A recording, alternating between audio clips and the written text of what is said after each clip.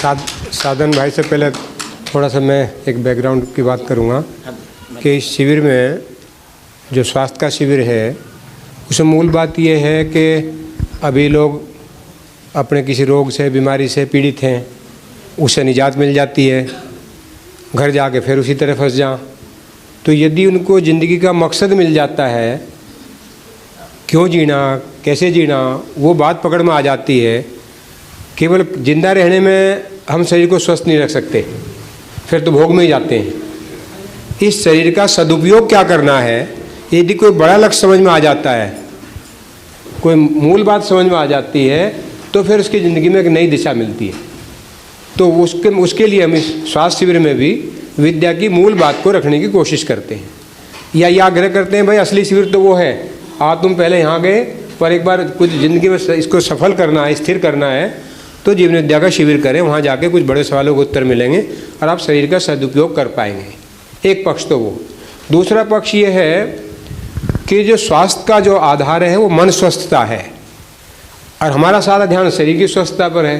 ध्यान तो शरीर की स्वस्थता पर भी नहीं, शरीर में रोग है उससे तंग है, स्वस्थता पे ध्यान नहीं है, बीमारी पे ध्यान, बीमारी से पीड़ित है, झंझट है शरीर के, स्वास्थ्य पे भी ध्यान नहीं है। तो हमारा मन स्वस्थ होगा तो शरीर स्वस्थ होगा। तो मन कैसे स्वस्थ हो, आज हमने बिंदु ये रखा था। संयोग से आपका और हमारा दोनों बिंदु मिल गए, तो मैं साधन भाई से दोनों बात का आग्रह करूँगा, विद्या की बात भी रखेंगे और थोड़ा सा वो मन स्वस्थता को भी थोड़ा छुएंगे। धन्यवाद।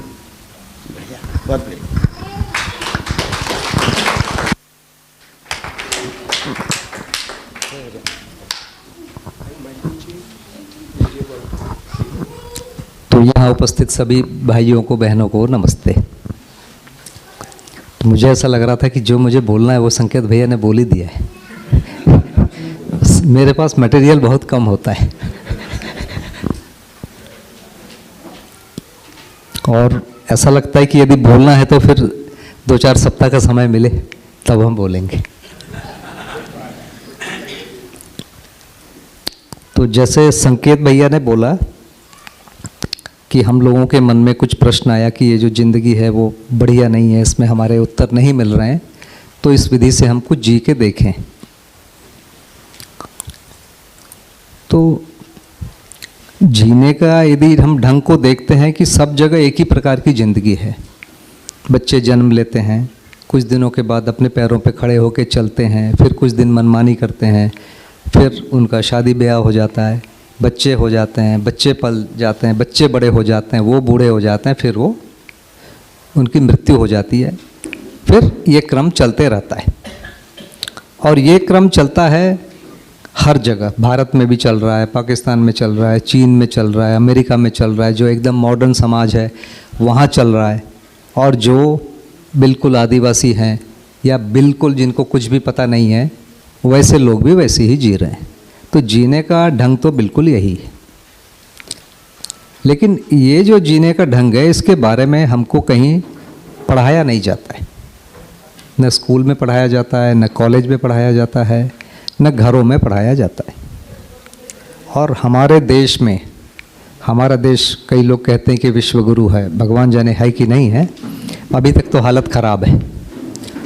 और हम लोगों ने ऐसा आदत बना लिया है, इस देश में ऐसा माना गया कि ज्ञान कोई बहुत बड़ी चीज़ है, उसको बहुत बड़ा माना गया है। पूरी दुनिया में 3 क्लास होते थे, एक रूलर क्लास होता था या वॉरियर क्लास होता था कहते हैं, दूसरा बिजनेस क्लास होता था, तीसरा लेबर क्लास होता था, 3 क्लास होते थे।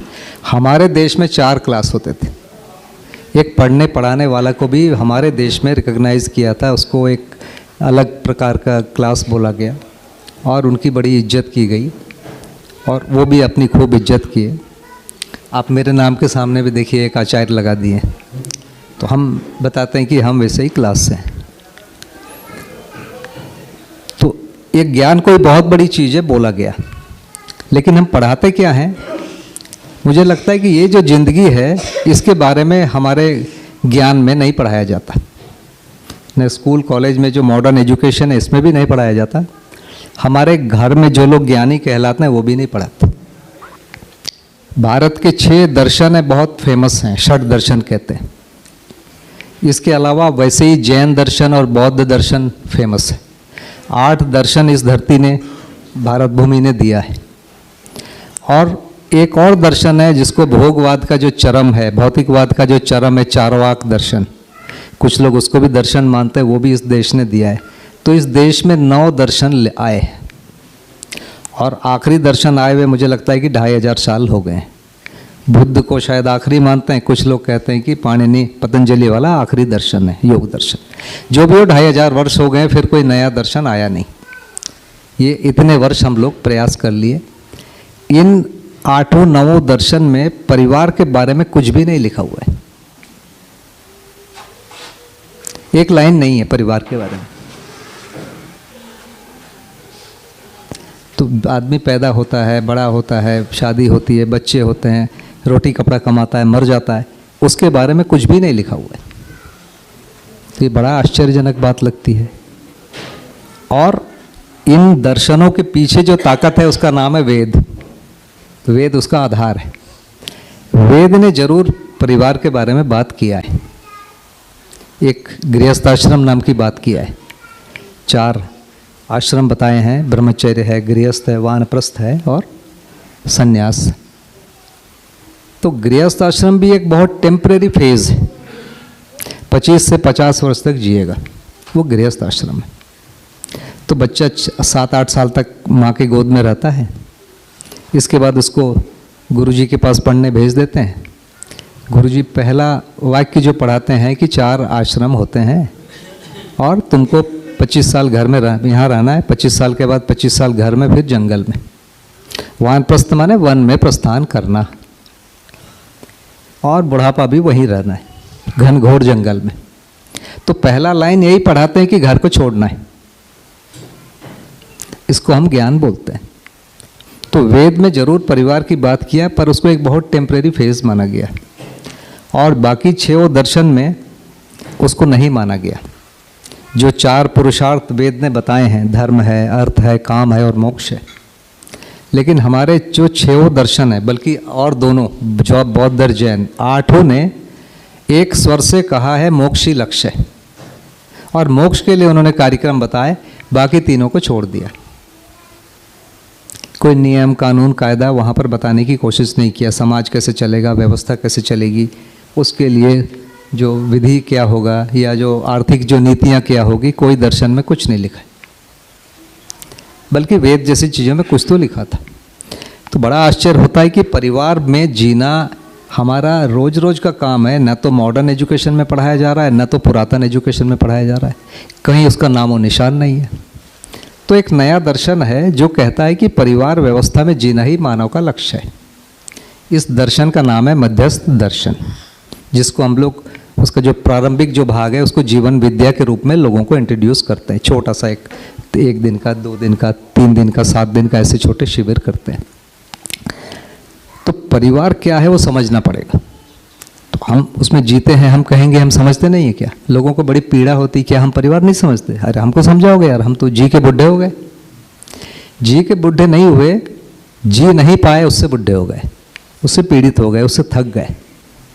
तो परिवार क्या है, क्यों है, कैसा है, उसको देखने की, समझने की एक विधि है, और उसी के आधार पर पूरी शिक्षा को फ्रेम करने की ज़रूरत है, जो अभी नहीं किया जा रहा है। तो एक बहुत बड़ा भाग ये है। तो मध्यस्थ दर्शन में उसकी अच्छे से वर्णन किया गया है, उसको समझाया गया है। और हम लोग वैसे, संकेत भैया ने बहुत प्रशंसा की है, हम लोग पढ़ लिख लिए। मेरे ख्याल से हम लोग जो टेक्निकल एजुकेशन पढ़े, हम कुछ पढ़ते नहीं हैं, लोहा लक्कड़ी पढ़ते हैं, हमको ज़्यादा समझ होती नहीं है। पर उस समय शायद नौकरी जल्दी मिल जाती थी, ठीक ठाक पैसे मिल जाते थे, तो इसलिए थोड़ा सा ज़्यादा भाव मिल गया था। हमको वैसे ज़्यादा कुछ पता होता नहीं है। तो इस प्रकार जो हम ये पढ़ लिए, सीख लिए और हम समझ गए, हमको कुछ आया नहीं, लेकिन इतना हमको समझ में आ गया था कि कोई चीज़ लॉजिकल होती है और उससे चीज़ें समझ में आती हैं।